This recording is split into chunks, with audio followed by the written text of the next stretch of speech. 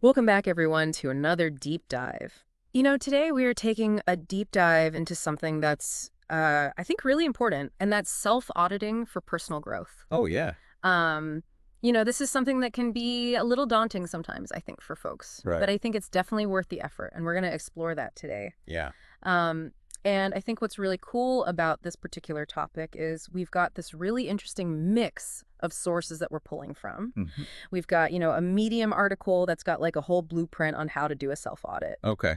We've got some psychological perspectives that we're going to be drawing from psychology today. Interesting.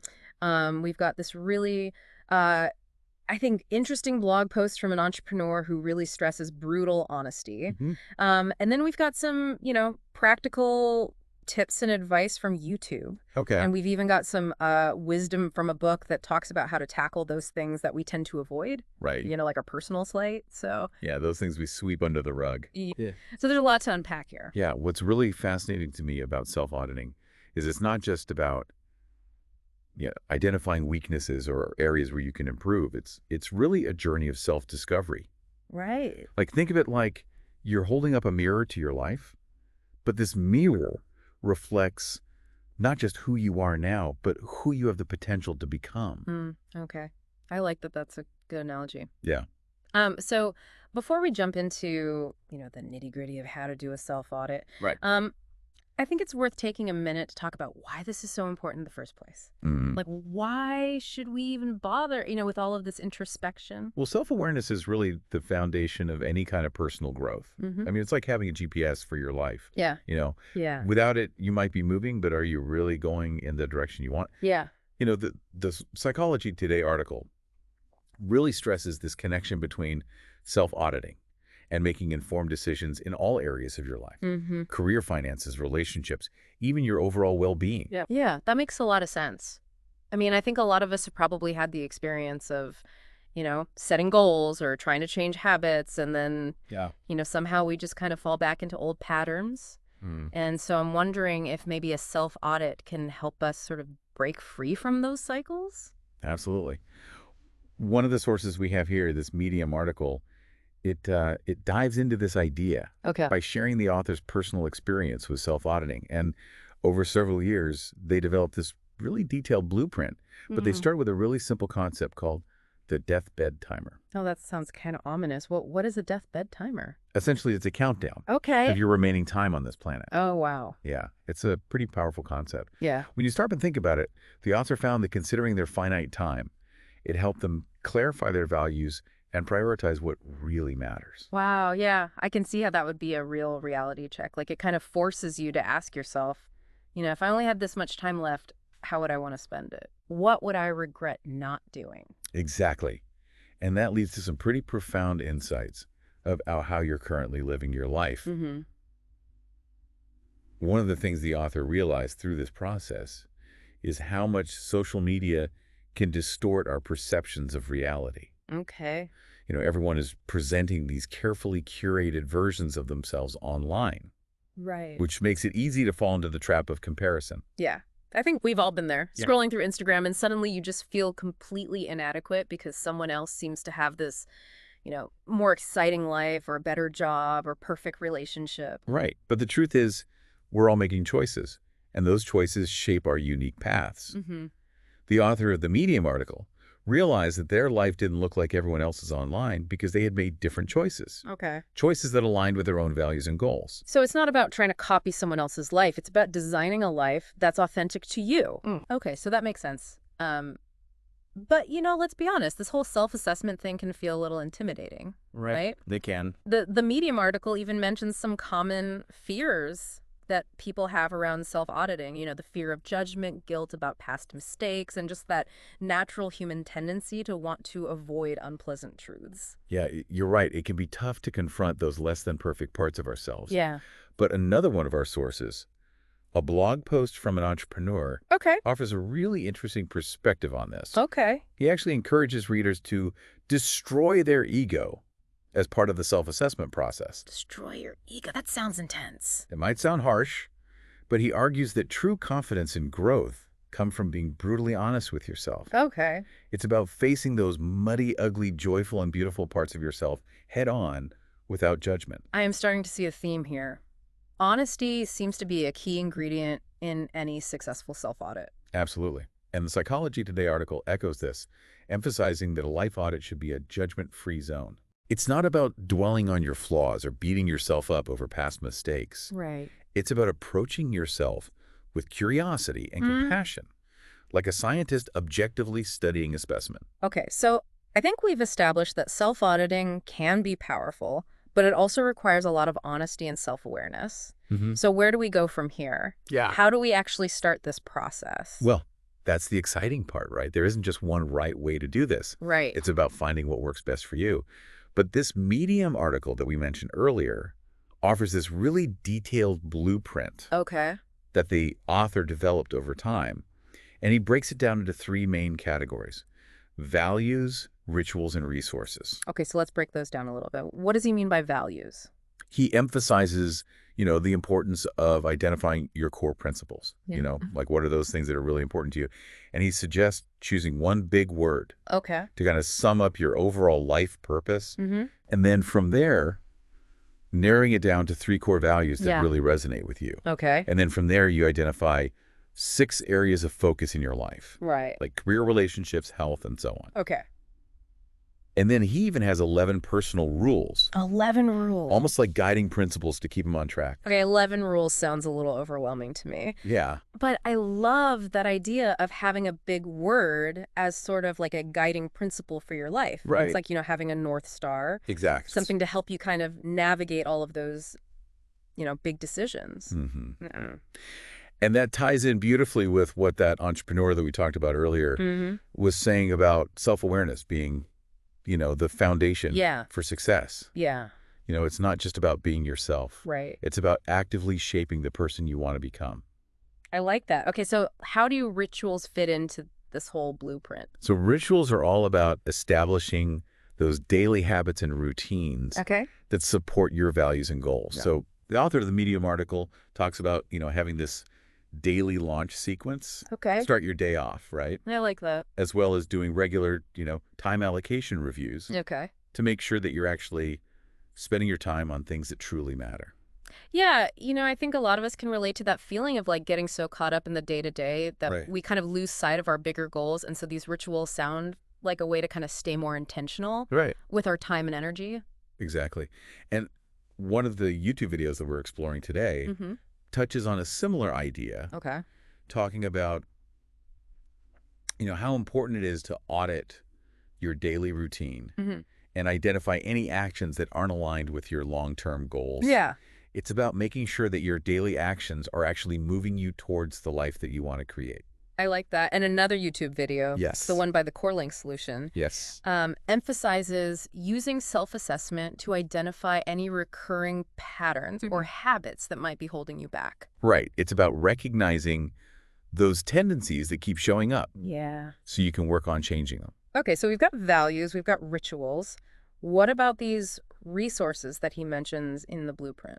So the author provides like a whole bunch of different tools and techniques Okay. that he's found helpful for doing a self-audit. One interesting detail is that he's a big advocate for using a physical journal. Okay. He even mentions that he prefers a small, simple journal, and he finds that writing by hand helps him think more slowly and deliberately. Yeah, there's something really satisfying about putting pen to paper. Right. Like it feels more mindful than typing on a screen. It does. And it can make the process of reflection feel more intentional and personal. Okay, so we've got this blueprint from the Medium article. We've got practical tips from the YouTube videos. We've got this, intriguing idea of a deathbed timer. Right. What else can you tell us about some of the other sources that we have for this deep dive? One of the most striking concepts comes from that book that we mentioned earlier. It encourages readers to create a Shret list A Shrest. I love that. to identify and categorize the major stressors in their lives. Okay, tell me more about the Shret list. So it's basically a way to get everything out of your head and onto paper Okay. so you can start to address those issues head on. Right. The book gives a great example of an entrepreneur named Sam who was feeling completely overwhelmed. He had financial worries, his business was stagnating, and he was having conflicts with his partner. Wow. And by creating a Shret list and prioritizing those stressors, he was able to take targeted action and start turning things around. That sounds like a really practical way to deal with those overwhelming feelings. Like Yeah. instead of letting those, all those worries just kind of swirl around in your head, Right. you get them out in the open and you can start tackling them one by one. Hmm. It's kind of like sorting laundry, Right. You wouldn't just throw everything into the washing machine at once, right? Yeah, You'd yeah. separate things out and you'd deal with them in a more organized way. That's a great analogy. And that's exactly what the book is suggesting. Okay. Break down those big stressors into smaller, more manageable pieces. So we've talked about identifying our values, establishing rituals, confronting our shot lists. Hmm. What about those micro check-ins the Medium article mentioned? Oh, yeah, those are important. How do those fit into the picture? Those are really important for maintaining accountability and staying on track. Okay. The author suggests setting reminders throughout the day or week Mm-hmm. to briefly check in with yourself and assess your progress. Okay. You even give specific examples like, setting a quarterly reminder to evaluate your progress toward your fitness goals.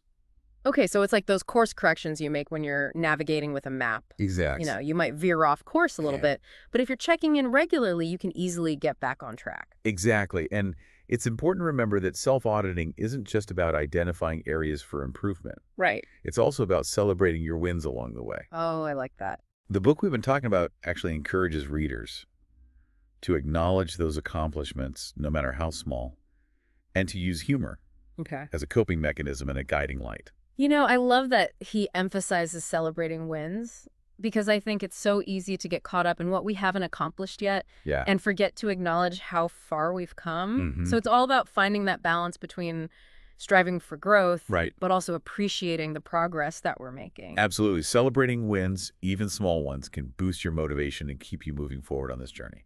Okay, so we've covered a lot of ground here, values, rituals, shirt lists, Mm-hmm. micro check-ins, celebrating wins. Yeah. But I feel like we've only scratched the surface of this whole self-auditing thing. Right. Like there's still so much to explore, right? Absolutely. Yeah. You're right. We have. And we've talked a lot about kind of the positive aspects of self-auditing. Mm-hmm. The self-discovery, the growth mindset, celebrating those small wins. Mm-hmm. But let's be real. This whole brutal honesty thing, Mm-hmm. it can be pretty tough to face. Yeah. Remember that entrepreneur we discussed? Yeah. He didn't sugarcoat things. Yeah. He was very upfront about the need to destroy your ego, Mm-hmm. to gain true confidence, Mm-hmm. and build real skills. Yeah, I remember that. It definitely made me think, Yeah. I can see how it would be easy to kind of shy away from those harder truths about ourselves. Right. But I also see how facing them head on could be incredibly liberating. It is. It's all about perspective. And the Medium article actually touches on this too. Okay. It cautions against falling into the trap of perfectionism. Right. The goal isn't to be perfect. Right. It's to embrace the process of growth and recognize that progress, not perfection, Mm-hmm. is what truly matters. So it's not about beating ourselves up for every little mistake. Exactly. It's about, acknowledging those areas where we can improve, but doing so with a healthy dose of self-compassion. Right. And I like that. It takes the pressure off. It does. And this is where humility plays a big role. And one of the excerpts we have here from the book, The Discipline Necessary for Self-Assessment, is the key to success. Okay. Really dives into this concept. Okay. It talks about the difference between single loop and double loop learning. Okay, I'm intrigued. Break that down for me. What's the difference between those two types of learning? So think of single loop learning as identifying and correcting a mistake Okay. without questioning the underlying assumptions or beliefs Yeah. that led to that mistake in the first place. Right. Double loop learning, on the other hand, goes deeper. Okay. It involves challenging those deeply held beliefs and biases Okay. that might be hindering our progress. So it's not just about fixing what went wrong. Right. It's about understanding why it went wrong Getting sense. and addressing the root cause. Exactly. And that requires a willingness to be honest with ourselves, Right. even when those truths are uncomfortable. Yeah. The book uses the example of Steve Jobs. Okay. After he lost control of Apple, Mm-hmm. he went through this period of intense self-reflection. Yeah. And it was through that process of self-assessment that he was able to reinvent himself as a leader, Right. which ultimately led to a whole wave of innovation when he eventually returned to Apple. That's an amazing example of how powerful self-assessment can be. It is. It's like hitting the reset button and coming back even stronger and more effective than before. And it all ties back to that idea of a growth mindset, Right. which is also a central theme in Jeff Colvin's book, Talent is Overrated. Okay. Colvin emphasizes The top performers don't just brush off their mistakes. Right. They take responsibility for them and view those errors as opportunities for learning and growth. Yeah, it's like that saying, every failure is a stepping stone to success. Exactly. But honestly, sometimes it's hard to see it that way when you're in the thick of it. It is. It is. Mhm. But that's where the real magic happens, in Mhm. that space between recognizing our shortcomings Yeah. and choosing to learn and grow from them. Okay, so we've done a lot of reflecting and analyzing in this deep dive. We have. But how do we actually put all these insights into action? Right. It's one thing to identify areas for improvement, but it's another thing entirely to actually make those changes. Absolutely. Yeah. You're hitting on a crucial point. The book we've been discussing emphasizes the importance of setting small, achievable goals. Okay. Instead of trying to overhaul your entire life at once, Right. focus on making incremental changes that you can build on over time. Okay. It also stresses the value of collaboration. Don't be afraid to reach out to others for support, guidance, or accountability as you work towards your goals. That makes sense. It's like that old saying, Rome wasn't built in a day. Right. Big changes often start with those small, consistent actions. Exactly. And it's about finding a framework that works for you. Okay. The John Munson article that we have outlines a 5-step personal audit framework that you might find helpful. Okay. And it starts with defining your mission, Okay. which aligns perfectly with that values section, of the Right. medium blueprint we discussed earlier. Okay, so defining your mission is step one. Yes. What are the other steps in this framework? So step 2 is committing to regular check-ins. Okay. Remember those micro check-ins we talked about? Yes. They're essential for staying on track and making adjustments as needed. Right. Step 3 is seeking honest feedback. Okay. It can be really valuable to get an outside perspective Mm-hmm. on your progress and areas for improvement. That makes sense. Mm-hmm. Sometimes we can be blind to our own patterns or behaviors. So getting feedback from someone we trust can be really insightful. Absolutely. Mm. And once you've gathered that feedback, Okay. the next step is to execute relentlessly on your goals. Okay. It's about putting in the work and consistently taking action, even when it feels challenging. So it's not enough to just think about making changes. We Well- have to actually follow through and do the work. You got it. Mm. And the final step in this framework Okay. is to review, celebrate, and evolve your approach. Okay. Take the time to reflect on your progress, acknowledge your accomplishment, Mm-hmm. and then use those insights to refine your strategy and set new goals. So it's a continuous cycle of reflection, action, and adjustment. It is. Self-auditing isn't a one-time thing. It's Uh-huh. an ongoing process of growth and self-discovery. Exactly. Hmm. And remember, self-auditing isn't about judgment. Right. It's about empowering yourself with self-knowledge Yeah. and using that knowledge to create a more fulfilling and aligned life. Mm. Embrace the process with curiosity, compassion, and even a little bit of humor. Yeah. And you might be surprised by how much you can grow. Well, there you have it. A deep dive into the world of self-auditing. We've explored the why, the how, and even the potential challenges you might encounter along the way. Right. But most importantly, we've looked at how to turn those insights into action Yes. and create real lasting change. If you were to create your own self-audit blueprint, Yeah. what unique elements would you include? Mm. How would you personalize this process to fit your own individual goals and personality? That's a great question for all of you listening to ponder. It is. Remember, self-improvement is a collaborative journey. We'd love to hear your reflections on this deep dive. Yes. What resonated with you? What techniques are you excited to try out? Mm-hmm. Share your thoughts and experiences in the comments, and let's keep this conversation going. Thanks for joining us on The Deep Dive. Yes. We'll be back next time with another fascinating exploration into the world of knowledge. See you next time. Until then, keep learning, keep growing, and keep diving deep.